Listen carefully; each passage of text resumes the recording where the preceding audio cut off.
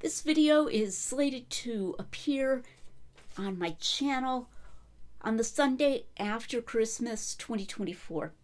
The last one I recorded should have appeared on the Sunday before Christmas. So I decided to talk a little bit about Luke's census because I had an idea for something to say, and the census is obviously related to Christmas. The census where Luke says that this was the reason that Joseph and Mary went to Bethlehem. Now, if you follow apologetics and what skeptics say and the back and forth over Christmas, you'll know that the census of Luke is a big target for skeptics.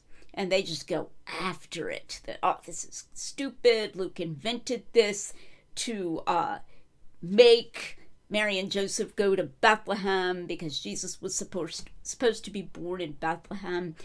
This, despite the fact that Luke never even mentions the prophecy that the Messiah would be born in Bethlehem, so we don't know whether he knew that prophecy or didn't know that prophecy. He certainly never draws any attention to it or to the fact that Jesus fulfilled it by being born in Bethlehem.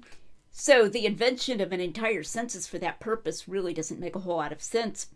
And I've talked about all of this elsewhere. One thing that you will definitely hear from the skeptical side, and even occasionally from self-styled Christians, here I do not have in mind the evangelical Christians that I'm sometimes talking about. But I know of one Swedish historian who I gather identifies himself as a Christian who's been very derogatory of the census in Luke. That you would never have a Roman-styled census in a client kingdom. And Judea, under Herod the Great at the time of Jesus' birth, was a client kingdom, so we can just tell a priori that this can't be right because Luke is saying that Caesar Augustus had ordered a census and that the census was being applied to the place where Jesus was born, and that Joseph had to go back to Bethlehem because of this Roman-style census. And it's like, it was a client kingdom. They would never do that under a client kingdom, etc., etc. So a client kingdom was sort of a sub-category of the Roman Empire where they would be allowed a certain amount of independence. They could coin their own money. The king or other ruler in charge, he could tax himself. He could exact taxation.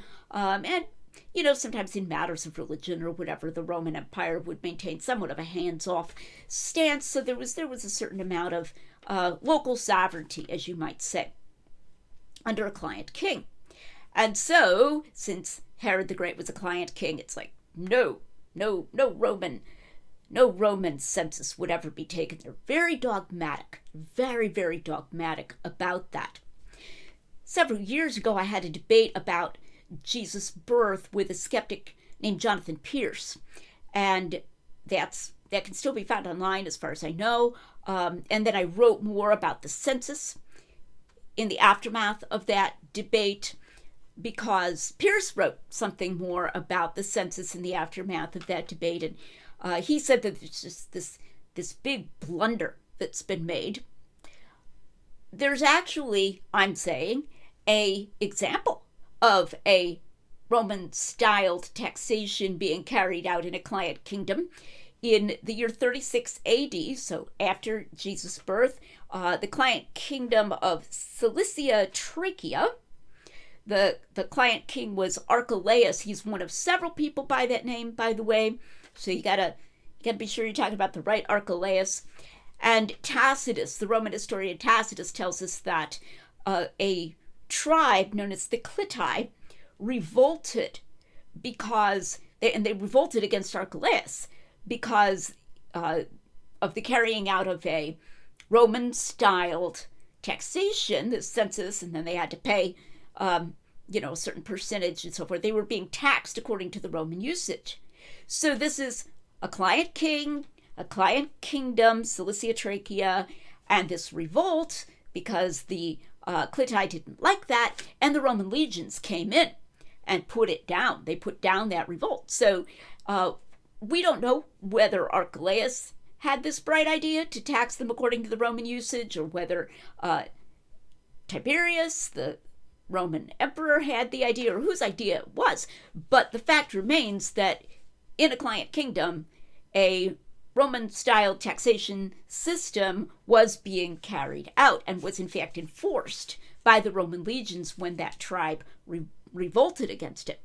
And Pierce tried to say, no, that didn't happen, and he thought we were talking about Cappadocia rather than Cilicia, and he thought that this we were talking about something that had happened after Cappadocia was no longer a client kingdom, and it's not true. We're talking about a thing that happened in Cilicia Trachea when they were a client kingdom, so there was no blunder.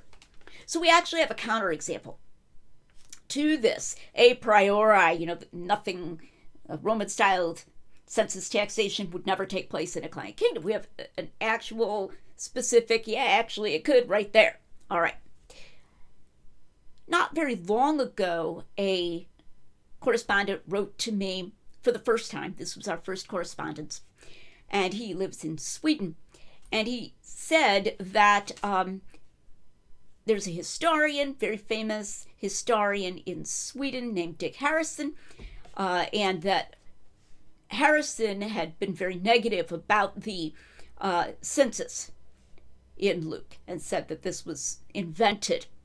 Now, I haven't been able to find that article because I believe it was in Swedish, okay, but my correspondent told me that Harrison wrote this, and that Harrison identifies as a Christian.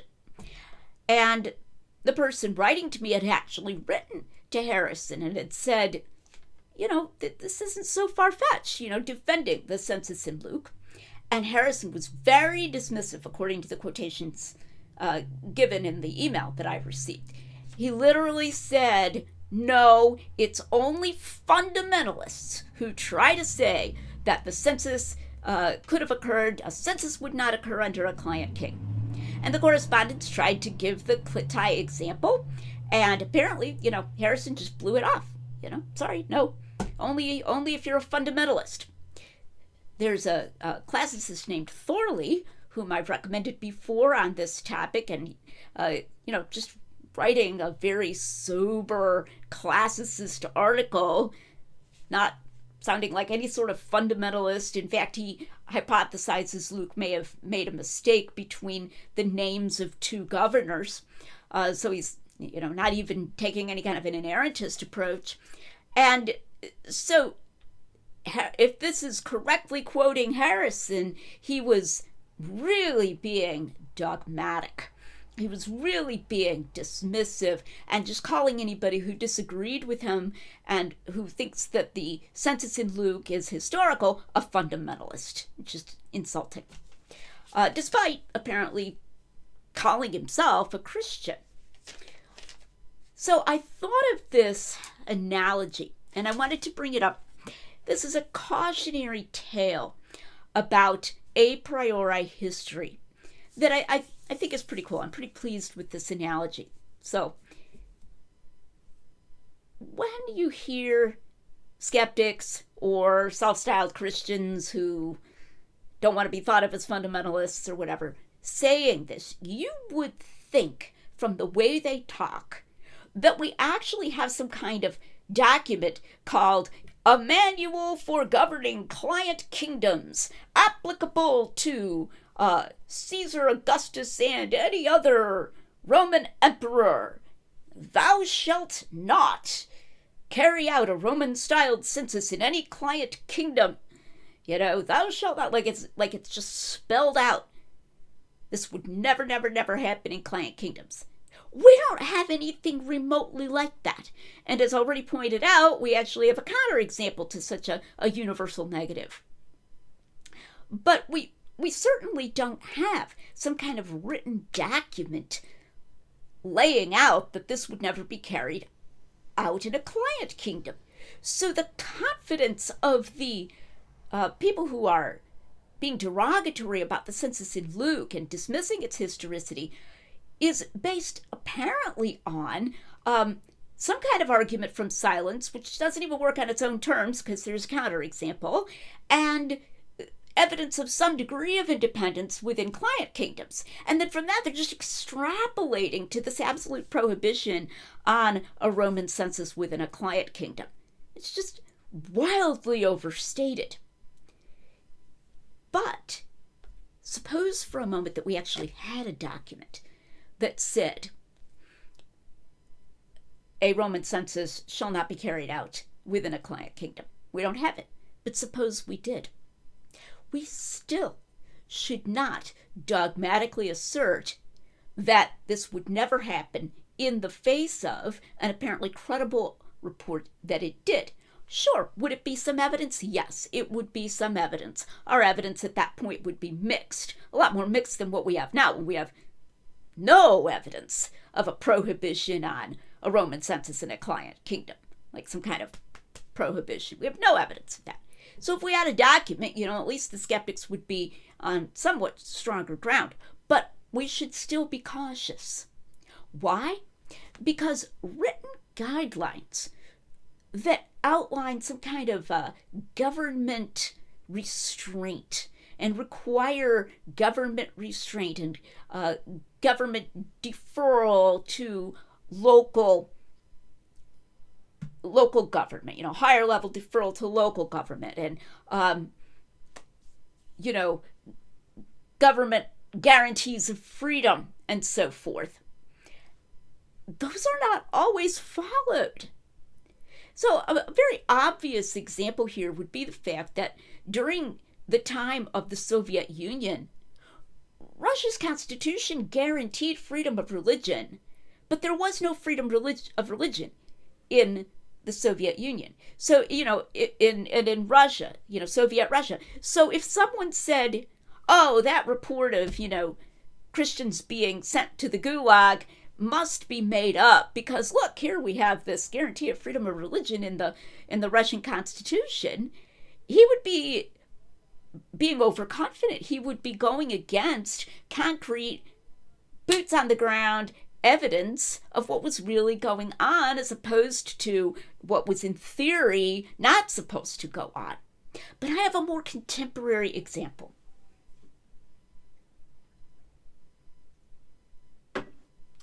And I hope this won't prove too controversial. The United States Constitution guarantees freedom of assembly. It specifically says that Congress cannot make any law stopping people from carrying out their right to assemble peaceably. It's right there. It's in the U.S. Constitution. Moreover, there's something called the incorporation doctrine, and this is a precedent in federal jurisprudence that says that Bill of Rights also applies to the state governments. So the state governments are also not supposed to bar people from peaceably assembling. Now, on the face of it, the bans on gatherings in the time of the COVID lockdowns were unconstitutional. If you read the Constitution, and then if you understood the incorporation doctrine, and you saw that the state governments on that basis were not supposed to prohibit people from assembling peaceably, you would say, well, then they're not allowed. They're not allowed to tell people that you can't have gatherings over, 10 people or whatever it might be, over 25 people, whatever each state governor, declared by a executive order, by a dictate, as it were. And that would have been a very reasonable interpretation of those existing precedents and of the U.S. Constitution, that those actions on the part of those governments and those governors were unconstitutional. But did they happen? Of course. Did people follow them? Absolutely. Were they enforced? You betcha. And what you needed at that point to find out what was really happening was not just reading some document and then saying, well, then this would never happen. But you needed to read accounts, and those accounts said that it did happen, that people were not allowed to assemble peaceably. They were forbidden from assembling peaceably, above sometimes very restrictive limits, very small group restrictive limits. So, which was better? All right? There's still something a priori about looking at the documents and saying that would never happen, and then using that to dismiss reports that it did happen. So even if we had this hypothetical document, which we don't have, from the era of Caesar Augustus and Tiberius and those emperors at the time of Christ, saying, don't carry out a Roman taxation and census in a client kingdom, we could still have good evidence that in a given case it actually happened, regardless of that theoretical block to having it happen, because governments do not always follow the rules that are in place. So we've got two issues here. First, we do not have such a rule against it, as the dismissive critics say. And even if we did, credible reports that it actually happened, as in Luke, from a source that has some right to our credibility, would still need to be taken seriously, because governments do not always follow the rules. In fact, they often don't follow the rules. So we need to be careful about a priori history. In a lot of cases, we need to look at what we actually have in the contemporary documents, the documents of the time, about what actually happened. And that's true in the case of the census of Luke. I think I'll probably be talking next time just briefly again about that, what I'm going to call partial harmonization, concerning the possible error Luke may have made about the name of the governor, because I want to talk for maybe a couple of weeks about what I call the neglected tool of partial harmonization. But I'll do more on that next time. So I hope you're continuing to have a merry 12 days of Christmas, and I'll see you next week.